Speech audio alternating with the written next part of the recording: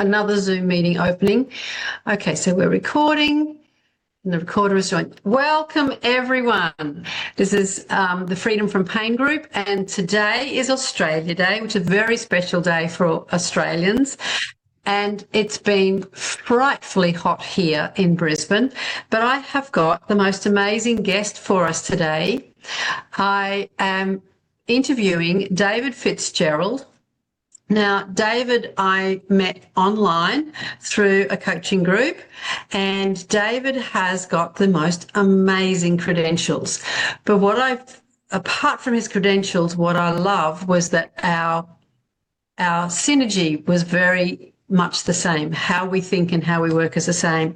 And so I'd love you to meet David. He's a neurophysiologist. He's got chemistry background, he's done Reiki, acupuncture. I've got a list about this long of all of his qualifications. They're absolutely incredible. And he's also a massage therapist. He's fused science and energy healing into a system that teaches everyday folks how to heal themselves fast. No fluff, just results from someone who's mastered both worlds. And so I'd love to introduce David Fitzgerald to you. Welcome. Thank you, Vicky. Lovely to be here. And everybody else. What's that? And everybody else. Yes. Jeanette, do you know how to be a co-host? No. Okay. Can you keep an eye on see if anyone's coming into the waiting room and let me know? Because when I'm doing this, I can't see them. And so, David, tell us a little bit about how you got into this field. I know that you were more interested in learning stuff as a kid than watching TV and that sort of thing. But what was it that guided you into this line of work? Well, I had ambition to make the Olympics for running, and that was a long time ago, and I was very well ranked, but I had an accident. So I was at university in my undergraduate degree, which was science, as you said. It was neurophysiology and biophysics, but the accident curtailed my ability to run, so I changed hats. You go and see people that are in the know, and I got into yoga. I loved yoga, so I was 18, started my yoga. Then by the time I'm 20, I'm still in my undergraduate, and I started massage. So I began with that as in looking after self, but I could never run to the pace that I did. But I was good, but not like that. But then I kept studying. So instead of doing my doctorate in neurological studies, my father curtailed that, and he said, time for you to get a job. So I got into education, but because I was competent, I could teach physics, chemistry, any of the maths, human biology, any of those. I asked to do some studies, so they gave me some money. So I got scholarships from when I started uni until I had done postgraduate diplomas and a master's, and they were theoretical. And then I got into kinesiology, and then I just kept going. So I was still doing sport, but I wasn't being academic, but also I was very hands-on academic. So my background's rather large. Fantastic. And so tell us some of the highlights of your career, some of the things that you've seen that were even a little bit mind-blowing for yourself when you started to see the results unfold. When I was I was in kinesiology, and I was meeting some clever people, but it was hands-on. My background as in being a pure scientist, when I met another pure scientist who was hands-on, and we could have discussions in using hands-on work to run meridians, work acupoints while loading muscle groups. So it became quite interesting in those discussions going, you can make a massive change by loading some of the different tissue types against different tissue types. So everything works in hierarchy. So what would happen is if I was just doing a massage, I always go, massages are lovely, but you need to put a lot more competence into it where the brain, specific structures, the reticular activating system needs to pick up the data to make a difference. So I could get things to hold, but things had to fail. That's what I found profound, was unless you know you're doing something wrong, you'll keep doing the same thing. If your nervous system, which is the bit you can't shove your finger into to get to, unless it recognizes the data is not competent, therefore it won't change. So you have to fail. It has to fail. You can't just have something nice. I'm going to go for a nice walk, or I'm going to have a nice massage and expect to get better, when I always go, nice is a C minus. Your brain works as an A triple plus. You don't get better by doing less. So. Okay. And so you've blended your science background and all of your hands-on work together. Yeah. And just recently you were having to use all of your skills on an injury that you received. Yes. Yeah, well, 10 weeks ago, I face planted our jetty that's down the road from here. And so I've tripped over the railway line and smashed onto the wooden rail straight into my nose. So it put my nose over here, but I didn't lose teeth. I didn't blind and I didn't fall over and drown.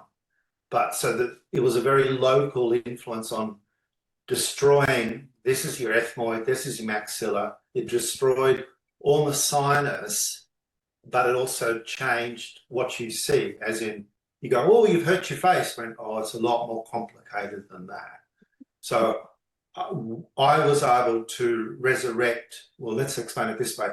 I was able to work from the periphery in towards where the damage was, that allowed my body not to go into shock.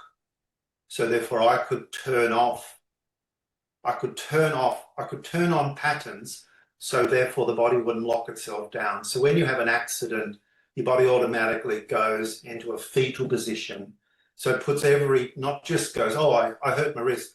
No, you may hurt your wrist, but your whole body will go into compression. So if it stays into compression and doesn't decompress, therefore you'll create an arthritic response. And you go, oh, I've got arthritis. When, yes, but you have to turn that off globally. So I could do global changes directing towards the biomechanics. So my jaw was on. I could get all my cervical spine, thoracic spine, everything correct. And then I just dealt with the superficial fascia, because I couldn't get to the epithelial layers, tissues that are still repairing in the sinuses. So if I have my mask, so I can use deep, far infrared to actually access into the epithelial tissues of the sinuses. And then for me, I make sure I hold back and don't explain the neurophysiology and the biochemistry of what all these things do. So that's how I got around it. And everyone says, how long ago was that? 10 weeks. Like, 10 weeks? When, yes, 10 weeks. There's no joy, there's no pain anywhere. There's no problems anywhere, but it's still healing. So I had to use my mask earlier with a shower and flushing my nose with saline solution and then hot, warm, soapy solution, just to cause an irritation in the sinus. So therefore it'll trigger an immune response to create a repair setup. But do you follow? So yeah. So what I was watching over the weeks, because David and I have been friends on Facebook for a while, and I like some of the things that he's been doing, and we've been communicating, and then all of a sudden I saw David looking like a mummy with his whole face bandaged up and just little tiny slits for eyes.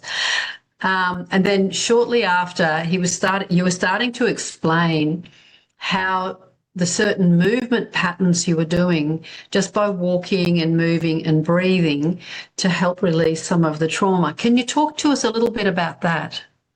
Okay, so if we use me as an example, so there's 4 different tissue types. So you've the 4 different tissue types have to integrate as one, because when I make a decision to move, all my whole body needs to go that way.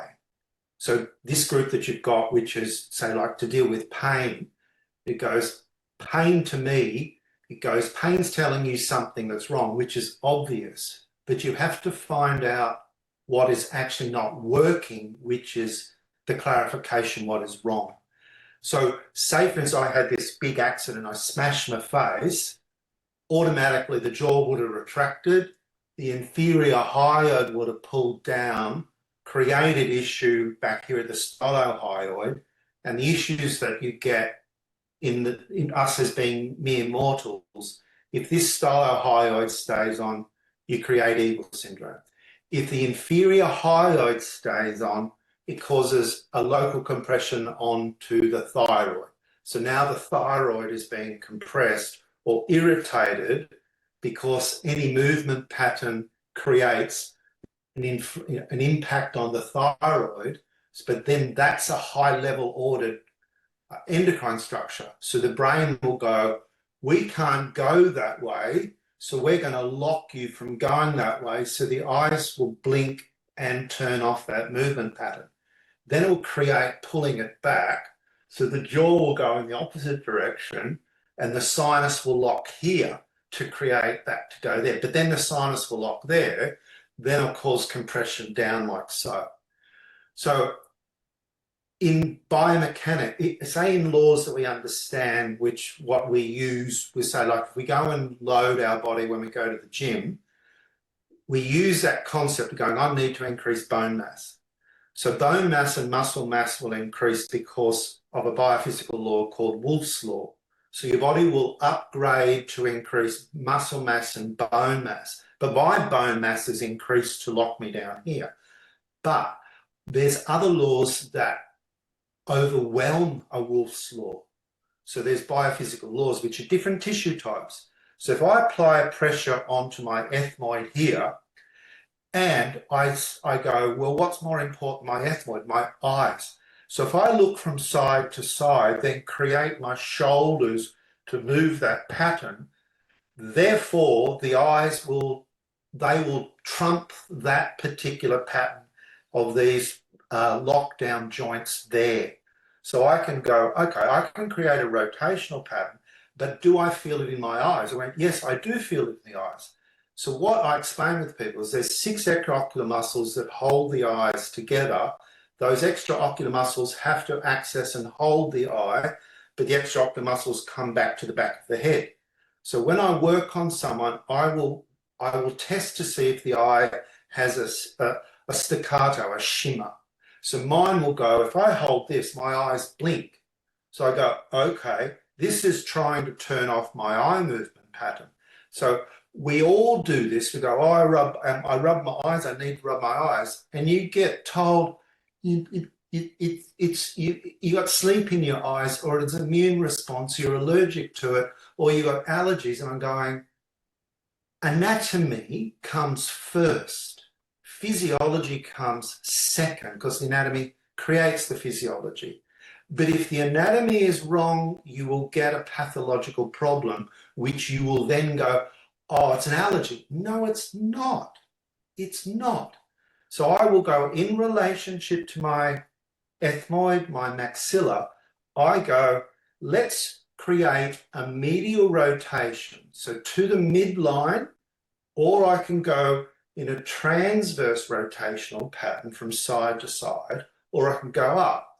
So I can go, if we go back to geometry like we got taught at school, x-axis, y-axis, rotational axis. So I'm going to hold, instead of going, no, I'm going to hold the eyes, press onto the bone, push up to the eyes, all of a sudden my breath goes on, I get a parasympathetic response to calm down my nervous system. Then I go, I'm going to get my shoulders to pull me from side to side, and then go get my jaw to help. Parasympathetically, I calm down. Endocrine system, oxytocin is released, calms me down. switches on to focus mode because now the brain picks up that there's a problem on these extraocular muscles. I overlap into a vertical pattern, and then I can do a transverse pattern. Then I can hold my ethmoid. I'm calm, my nervous system is calm, and I go get the jaw to create the transverse pattern, get the jaw to create the vertical pattern, create a rotational pattern. So I can pot load onto where my nasal bone is here, to the ethmoid, to the maxilla. And I can create the biomechanical changes in relationship to that, because the trump card is, can't see where I'm going, I die. Simple as that. But everyone goes as, oh, I've got a weak eye. And I'm going, there's no such thing as weak. It's either working or something's not correct. And I say it's got a lazy eye. Did anyone test it? No.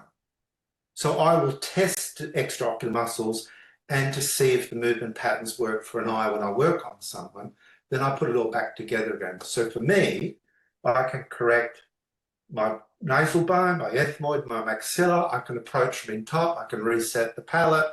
I can reset the joint in relationship to the hierarchy of what is most important. So eyes are number two. Number one, there's only one thing above eyes that is more important than eyes, it's breathing. So I went parasympathetic, switching my breath on to a very calm, and that parasympathetic will inhibit cortisol. Oxytocin inhibits cortisol. And when you go, oh, like imagine if it was badly designed, but going, if you rubbed your eyes and went, oh, don't do that. And that's what doctors say. They went, don't rub your eyes. And I went, who told you that? Who told you not to rub your eyes? Do you go and get two forks and rub it? No, you don't. You tend to do it very, very gentle, and you tend to do it in this pattern. But I tell everybody is we tend to do things random, which keeps us at a C- level. If you want to be better, learn what you need to do, which creates a better and better pattern for local different things. Excellent. So for the audience, not everyone's as educated as you and I. Yes. My clients that I work with do understand about parasympathetic. Can you explain in really simple, like I'm a 10-year-old, right, how to settle down the parasympathetic nervous system? What is the parasympathetic nervous system? How to settle it down if you've got pain in an area of your body that is making you feel like this is disastrous. For example, I have a lot of clients who have back pain, and when they're in pain, it feels like a disaster. It's like the world is falling to pieces. I can't stand, I can't walk, I can't do the things that I want to be able to do. Can you just bring it right down into very, very simple language about what are some of the ways that you find work really well to quieten the parasympathetic nervous system? Okay. So we have a nervous system that integrates to everything of what we are. So your nervous system has receptor sites that picks up data, and that data gets sent to the head. You think that this is you, and I explain, I understand this. I don't understand what I am, which is the person somehow that's in here that's connected to all these patterns. When you do something and you make a decision to do something well, you have to be in a calm way.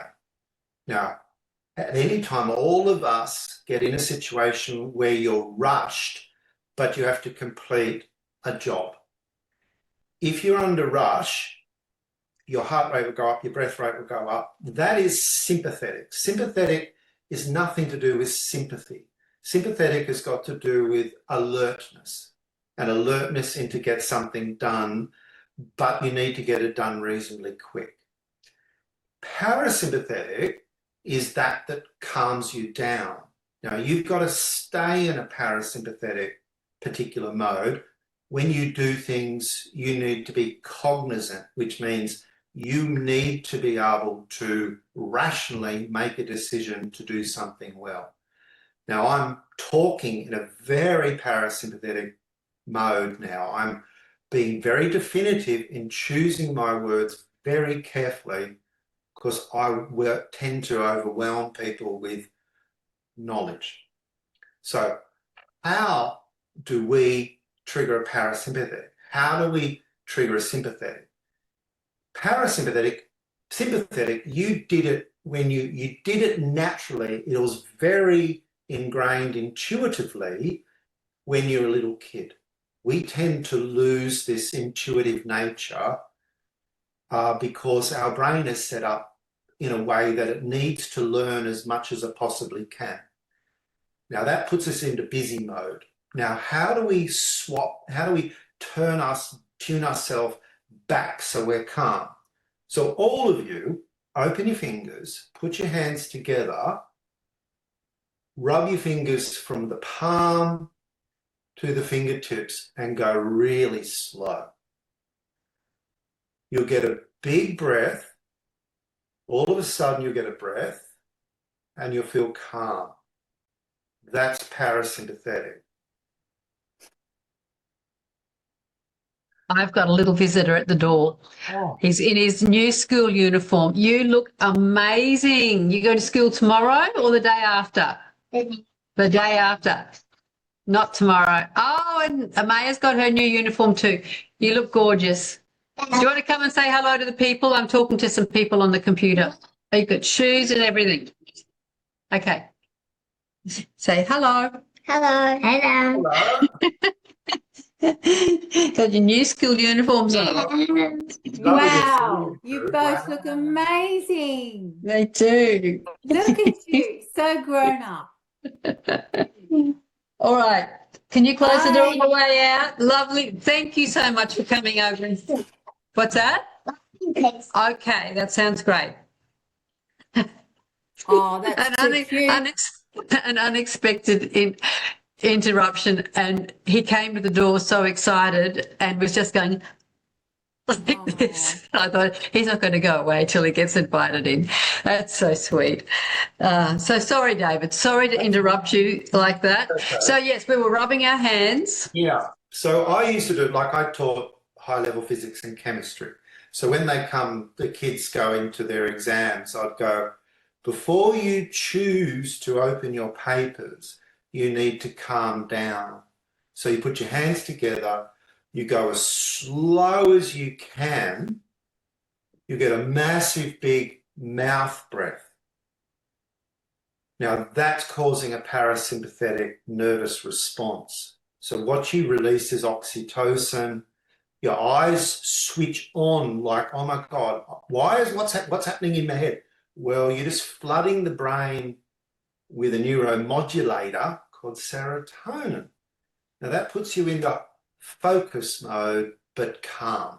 So I then go, rub your hands, look at the paper, open the paper, rub your hands while you start to read so you don't get overwhelmed. That will inhibit the cortisol. Now, cortisol has a problem because cortisol is an emergency situation that you go, oh my God, I've got a scare, cortisol will spike. But the problem is cortisol has problems. We don't need to go into that. The opposite to parasympathetic is sympathetic, but we don't want to be stressed and cortisol comes out. Now, your grandchildren that just came in, right, they naturally do it. When you're at school, you were getting close to recess time, you were rubbing your hands and running underneath the table. That's a sympathetic response. But it's a sympathetic response that puts you into giggle mode, laughter, excitement. You're not stressed because you're going to go out and play with your other kids. You're not, because that adrenal response inhibits the cortisol. So you just go, how do I do it? So with my lot, like there's my table here. So I have two tables together. So I'll go, right, when I must get you calm, because when I test a person, I tell them, I'm going to test. If things work, great. don't care because they're doing their job. If things fail, excellent, because that's what we're looking for.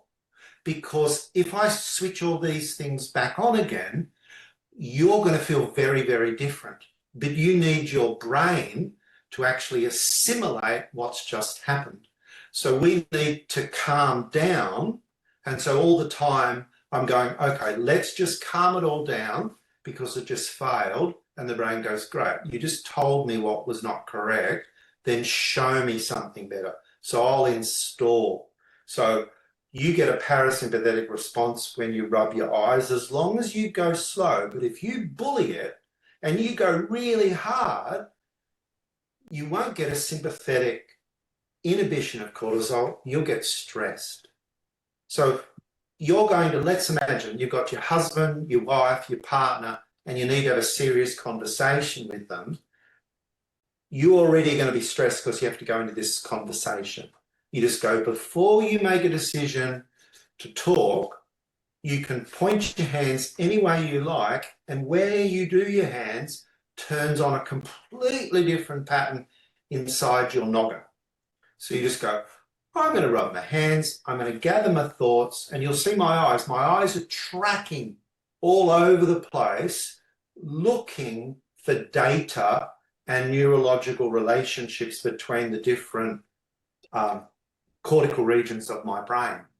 So that's one technique of parasympathetic, and you do it, you just lost it as you get older. So when you're in bed and you wake up in the morning, you can go, okay, I can rub my feet really slowly, I can close my eyes and gather my thoughts, rub my hands, have a think about the day, construct the day, and you'll do that in a few seconds.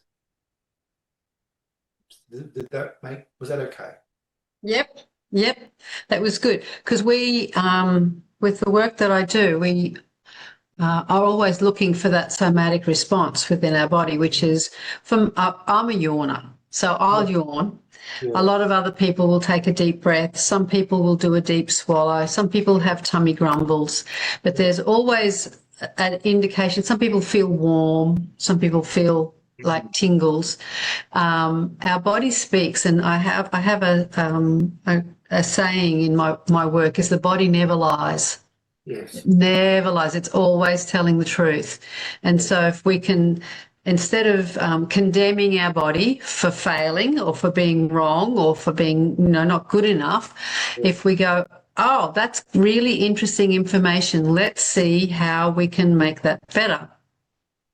And it's such a rewarding way to work with the body, and the body responds so quickly.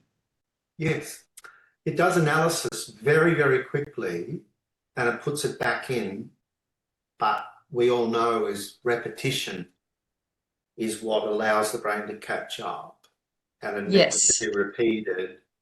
And that's me as a teacher. Like when clients come to see me and I'm going, you have work to do. I don't have time to do that. And I just go, what were you like at school? Did you complete school? And I'll go, some will go, I didn't like school. So what are you good at? It's what you're good at when you put your focus on it and then you pay attention to what you're doing. But when everything's wrong, and everything goes wrong as we get older because the body locks itself down into compression and deactivates movement patterns, and we get told, well, that's what happens when you get old. And I'm pretty rude because then I'm going, what do you mean that's what happens? What happens when you get old? When that's a circular argument. You have to make sure that you explain what you mean. What happens as you get old? And I explain it going, you don't realize that you start off set up like the two children. Everything's easy. The eyes are, everything's alert, everything is good fun. But if you have an accident, you lock and then you'll move away from the point of pain, and everyone you get told, oh, you'll be fine. I went, no, you won't be fine, because ultimately by the time you hit our age, you've had over 4,000 accidents. And you go, that's a lot of accidents that you did not pay attention to. Now, when I did pay attention. Did you somatically reset and pandiculate and decompress? And then did you put on your patterns to go, yes, I'm turning on my sagittal plane, my y-axis, and then I've got to turn on my posterior kinetic chain group and turn on my anterior kinetic chain. And we lose that intuitive nature. Like when we were kids and we have our children in bed with us, all you want to do is get out, because they just can't stop somatically moving. Yes, this is true. Is there ever, sorry, I got a question back from when you were doing the hands and that, and you were saying how Vicky was saying different people react different ways. Yeah. Is there ever a non-reaction? Is there ever anyone that would not react, like a yawn or a tummy grumble or a sigh or a, like, do you ever have something or someone that doesn't react to that slowing down and turning on the parasympathetic? Okay, let's explain it that way. There's those people that everything hurts. There's those people that say, I'm good with pain. And they're the people that I have to pay attention to. So when I'm working with them, when I test things and I make sure that they're aware that things are either on 10 out of 10, because if they're not 10 out of 10, then something is not passing the footy through to those. So those people, they may not be as aware because it's been tuned down. But will it still have the effect? Yes, it will have the effect, but they will have different ones. So as I said, when like, I'm not Italian, but when we end up paying attention to what we're doing, that happens straight away. The fingers turn on, the eyes open up. And so that relationship between the hands to the eyes switch on.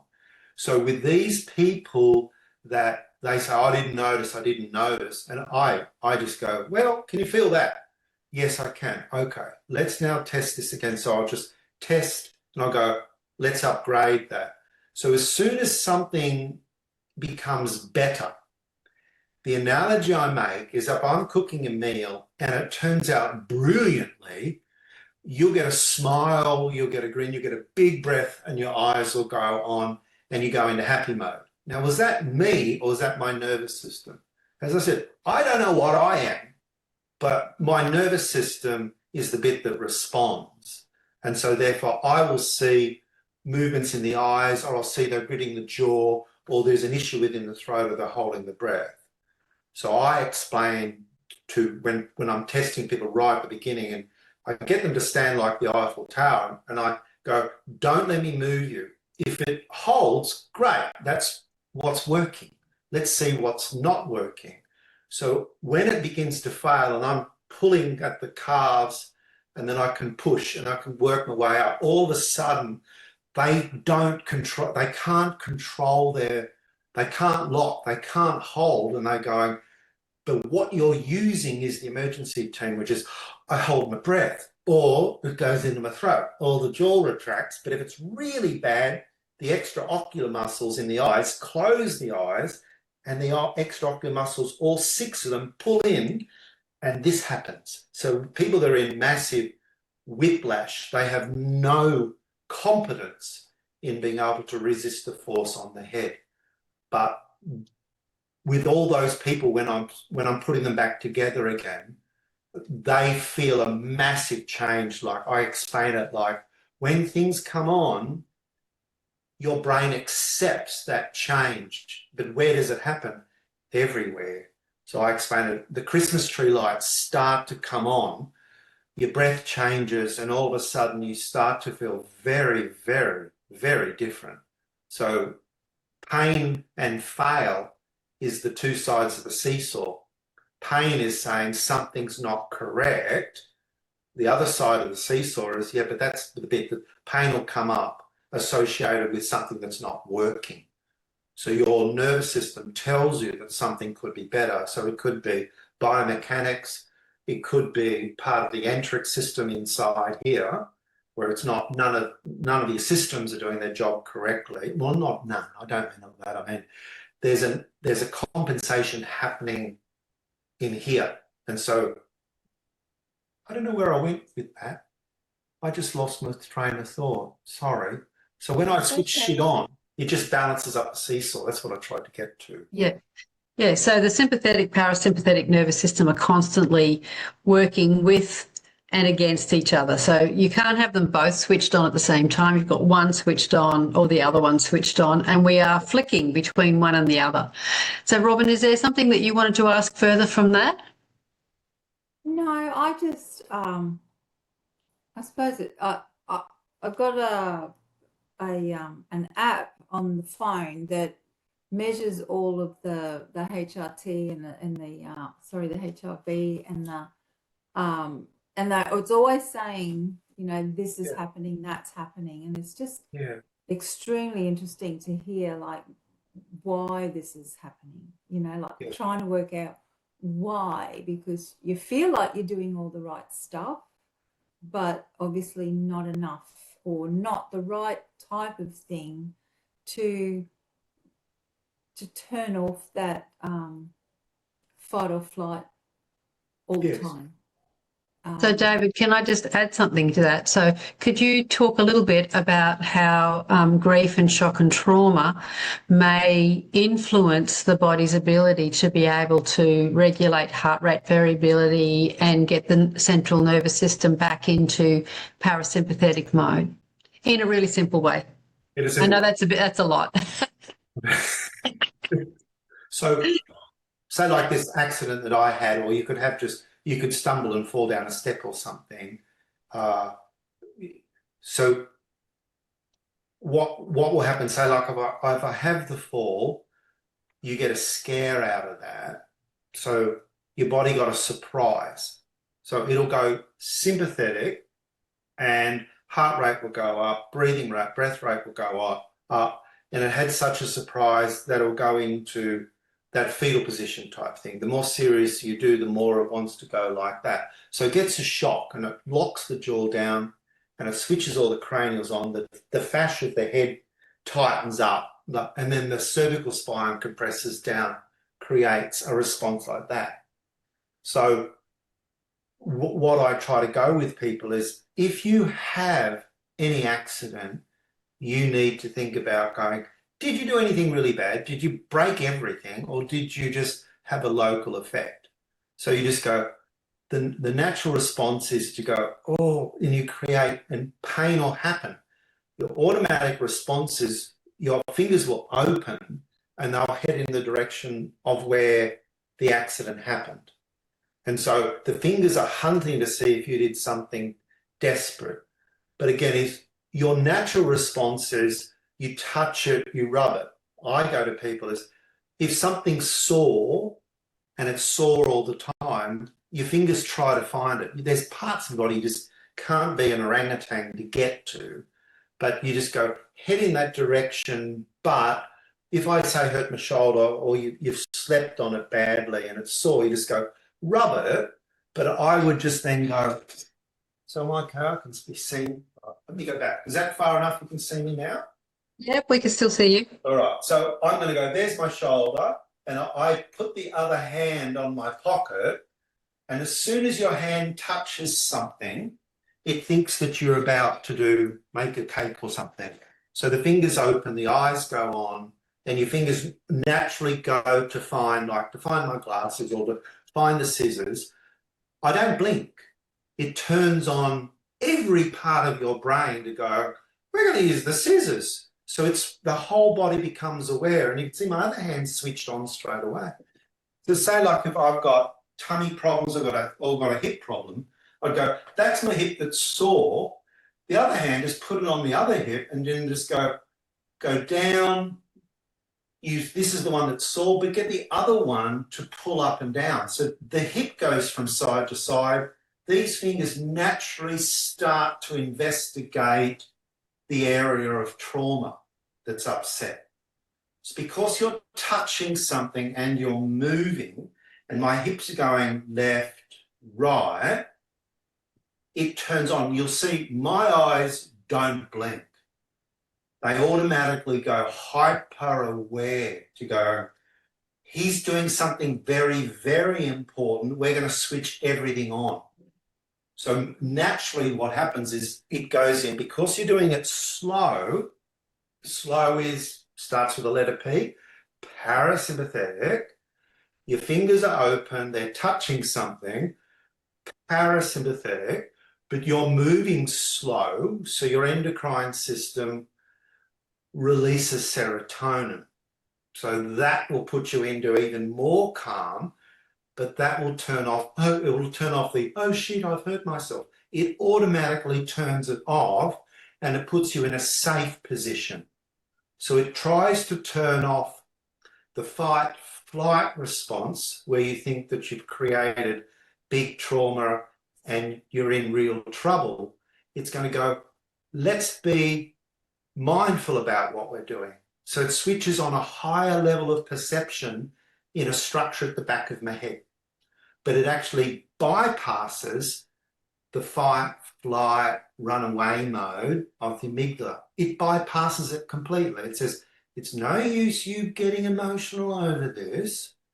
We need to pay attention to see if something's, is it damaged or is it a little bit just disappointed? Okay, so that's the same thing as this, but you're putting it anywhere. The same as you do it when I bumped my head. Your fingers automatically go there, then you're going, investigate. Run your fingers through your head slowly. My breath switches on.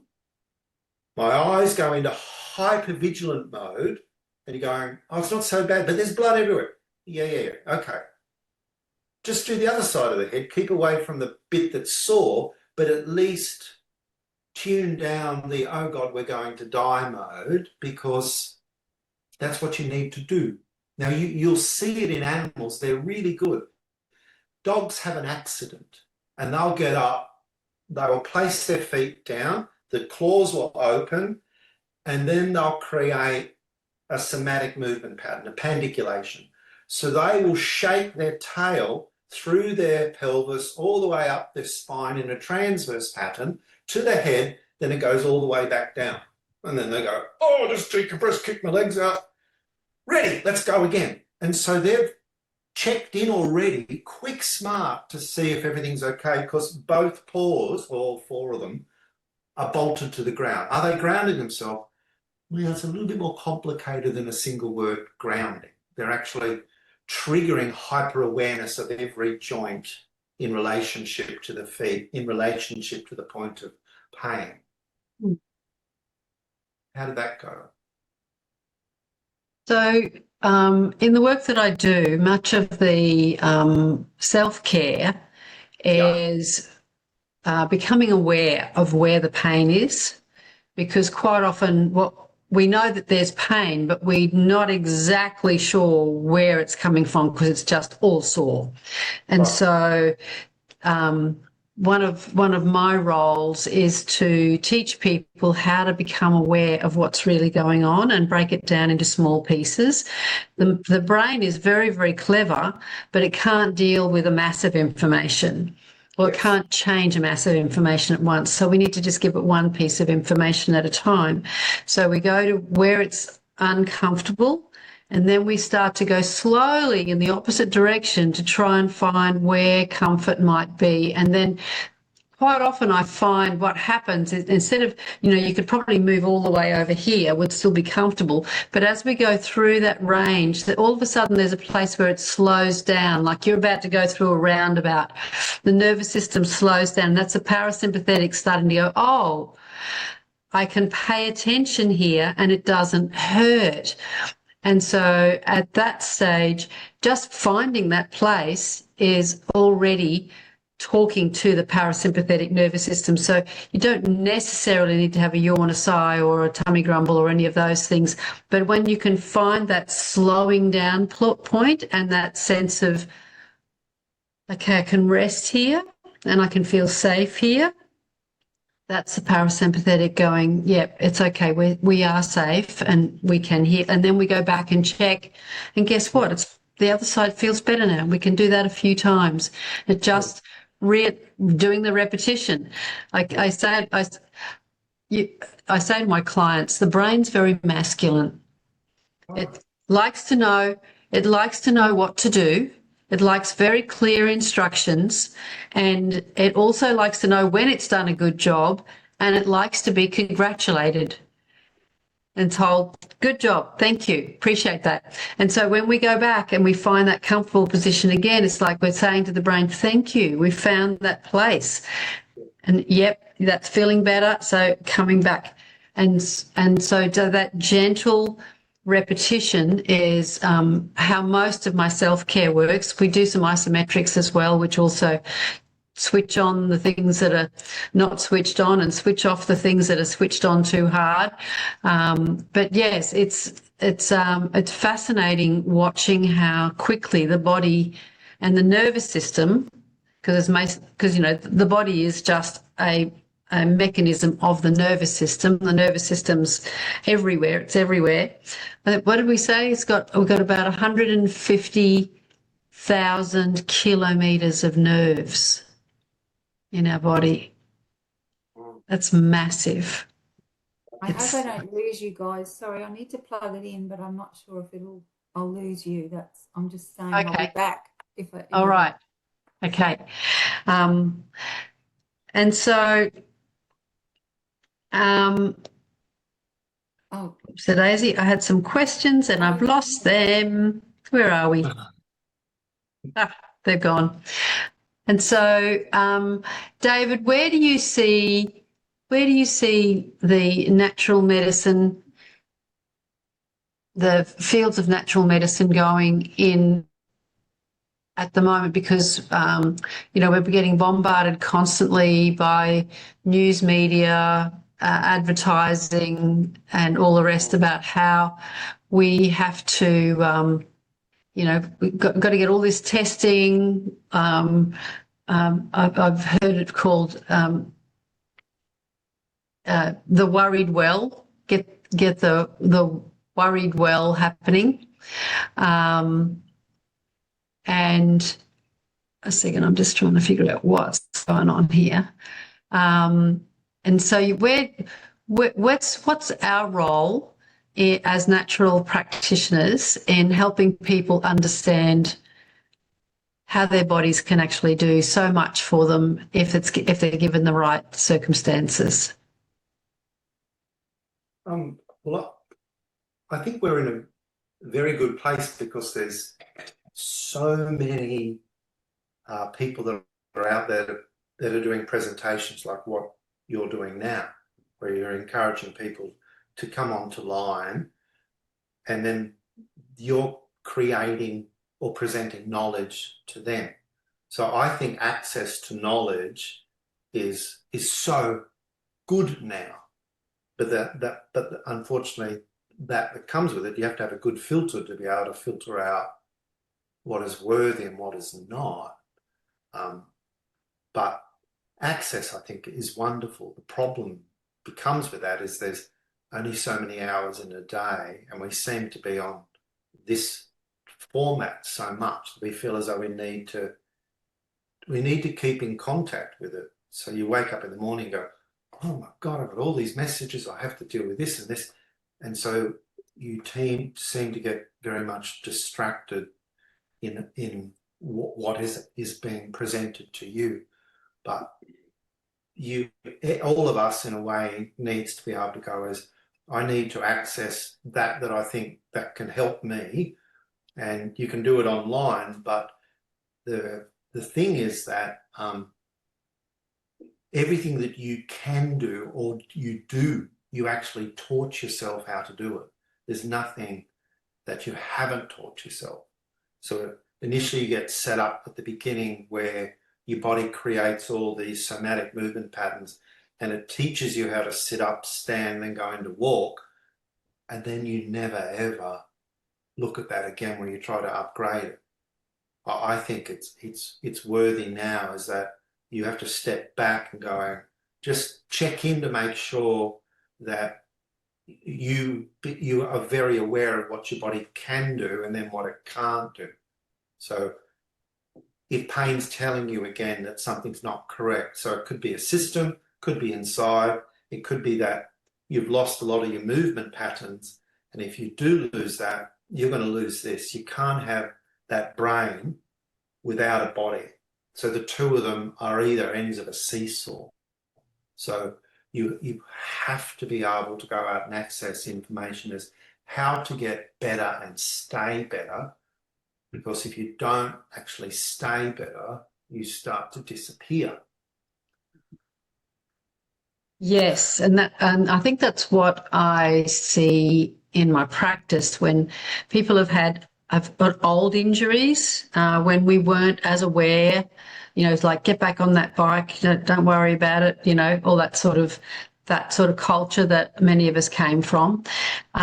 We're carrying old injuries and compensation patterns that have become normal, and we don't realise what we're not doing anymore.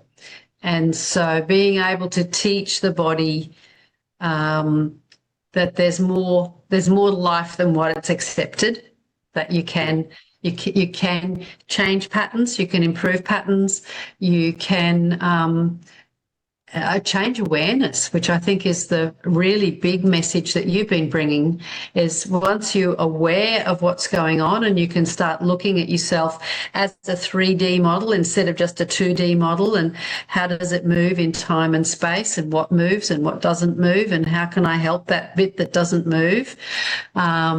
So yeah, doing all of those small movements with awareness, and then figuring out how you can improve what's happening in your body, is one way to keep us healthy, both mind, body and spirit, for a very long time.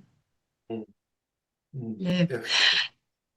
So, David, it's been lovely having you on. Have you got, is there some way that people can contact you, or that you've got something that you'd like to be able to share with people that they might want to ask about? Well, I can.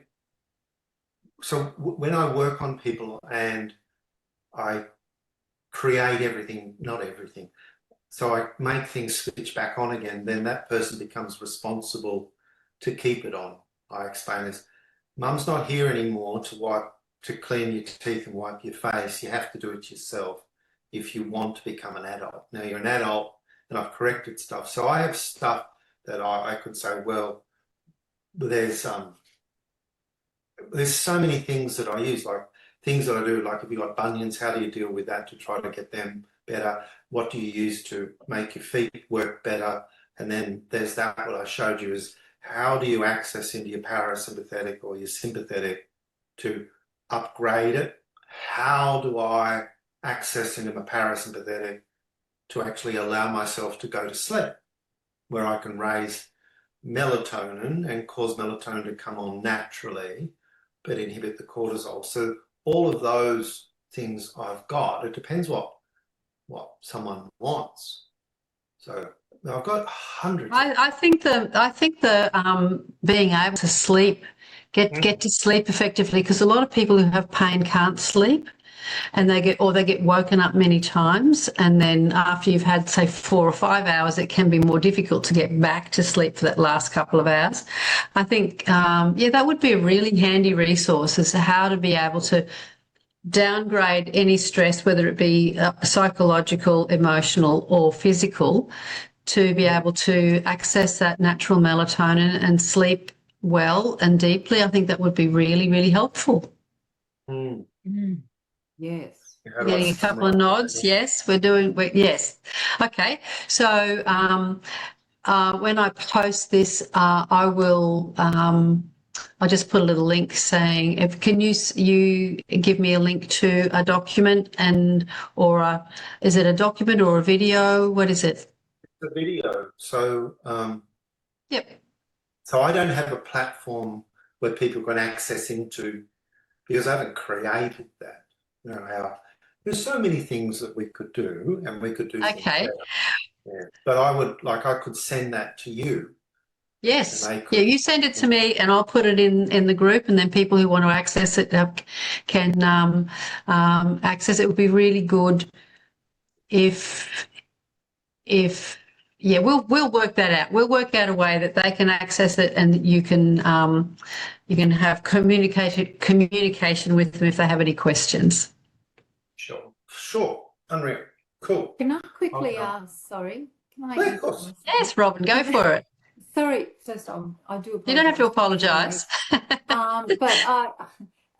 what you've been talking about, etc., something comes into my mind. Is that PTSD? Is that, you know, like I know that's a very extreme case of say, you know, having a very big accident, or something happened in front of you, or you were part of something that happened that was traumatizing. And then you've got that affects absolutely everything from there on in, like that. Yes. From then onwards in your life. So you're giving the tools and the ways to go about resetting your body to hopefully respond calmly to things that are happening. Am I sort of making sense? Is that what you do, David? You help people I do. I deal get with back on that track of calmness. And so I explain how I work. Is it doesn't matter who the person is, they're human. Same systems, same joining systems, same brain hardware and software.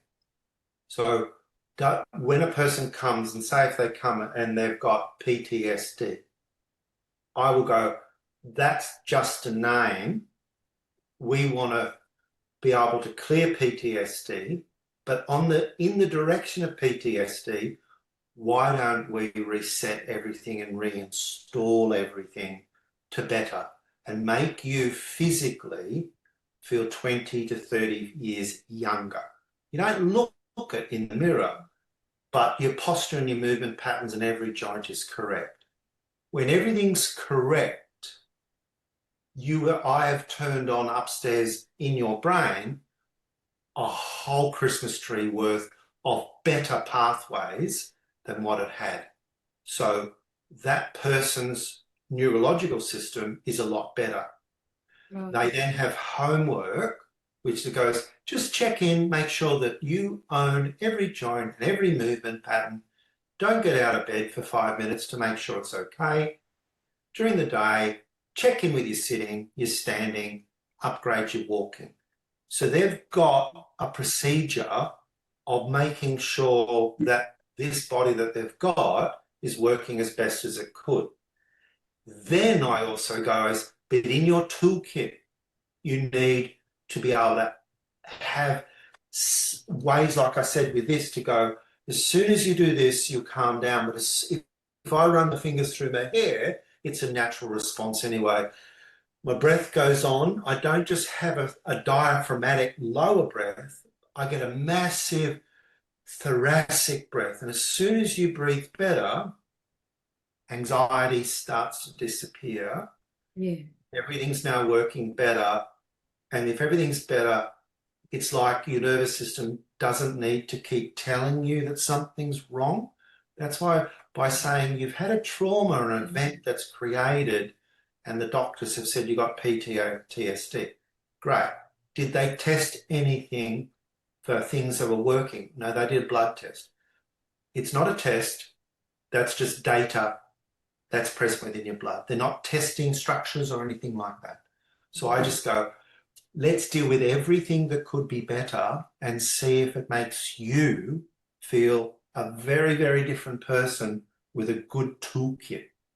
So it doesn't matter whether a girl has got polycystic ovaries or she has endometriosis or you have migraines. I will find things that are not working, which then create those issues where the body's telling you it's pain. So I just go, if you've got pain, good, because we'll find out why the pain is being created. So I will reset 370 joints, 600 muscles in all planes, and then put the person back together again with a toolkit. Thank you. You're very welcome. Good question. Well, thank you so much, David. It's been great having you on, and I look forward to seeing that resource, and we'll get that shared with people who are looking for it. And I want to thank the people who came on this evening to join us, and great questions, by the way. So David, you're in WA. Yes, as far away from you as I possibly could be. Yes. Isn't it amazing? We're such a big country. Yep, thank God for all this. Yes. So I'm south of Perth, down in Margaret River region, which is a wine area. Yep. Beautiful part of Australia. So thank you so much. I really do appreciate your time and all of your expertise and coming and joining us this evening. So thank you once again. Thank you, David. Thank you, Vicky. Thank you so much for asking me. I feel very humbled that you did ask. It's lovely. Thank you. So just very appreciative of all your knowledge and so have a wonderful rest of the Australia Day, and we'll be signing off. Okay, lovely. Okay, thank All you. right. Take care, everyone. Bye for now. Thank you. You too. Bye. Bye-bye. Bye-bye. Bye.